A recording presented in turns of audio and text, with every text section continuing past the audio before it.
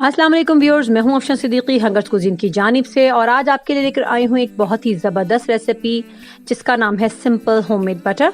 तो व्यूअर्स चलिए इसको तैयार करते हैं। मैंने आपको पहले भी बनाना सिखाया था, लेकिन तब मैंने आपको ये बीटर के ज़रिए बनाना सिखाया था। आज हम इसे विस्क के ज़रिए हाथ से बनाएंगे। इसमें थोड़ा टाइम ज़्यादा लगता है, लेकिन ये बहुत आसान है बनाने में। तो चलिए व्यूअर्स इसको स्टार्ट करते हैं। जी व्यूअर्स, ये देखिए यहाँ पर मैंने जो होममेड मलाई होती है, जब हम दूध पकाते हैं तो मलाई उतरती है, वो तकरीबन 1.5 कप के करीब मलाई है जो मैंने फ्रीज की हुई थी। इसे मैंने फ्रीजर से निकाल दिया है डिजोल्व होने के लिए। मैंने इसको यहाँ रख दिया है। अब हम इसे विस्क के जरिए जस्ट उसको हम बीट करते जाएंगे हल्के हाथ से।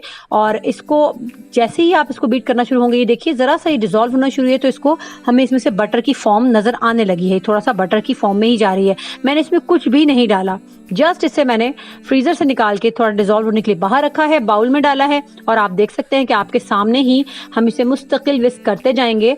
तो थोड़ी सी देर के अंदर ही इसके अंदर देखें आप, छोटे छोटे से आपको ये नजर आ रहा होगा कि इसके अंदर बटर फॉर्म होना शुरू हो गया है। और बस इसे हम अच्छे से कंटिन्यूअसली हम इसको बटर को जो है चलाते जाएंगे। और आप ये देख सकते हैं कि पानी इसका सेपरेट हो जाएगा और इस तरह से इसके अंदर जो है हमारा बटर जो है वो बनकर अलग हो जाएगा। अब इसे निकालने के लिए हम एक अदद छलनी इस्तेमाल करेंगे। जी व्यूअर्स देखिए, इस तरह से हम एक स्टेनर के ऊपर जो है जितना भी हमने ये बटर बनाया है उसको हम स्टेन कर लेंगे।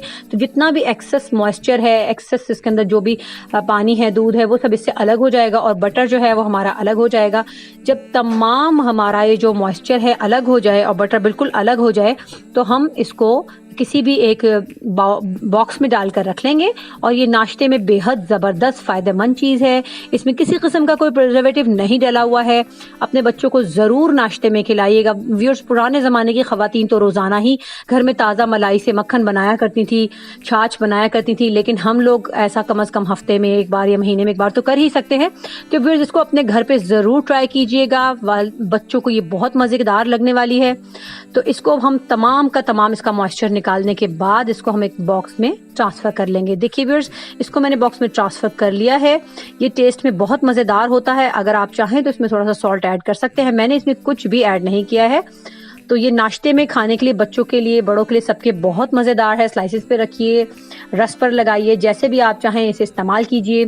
फिर सर्दियां आ रही हैं, आपको ये मक्खन जो है हमारा होममेड बटर, ये आप साग पर लगा कर और बहुत सारी चीज़ों के साथ, आप मकई की रोटी के साथ इसे खा सकते हैं।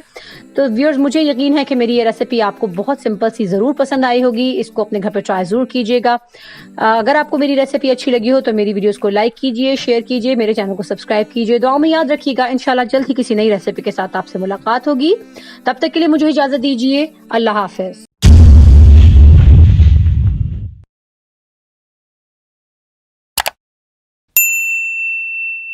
Mm-hmm.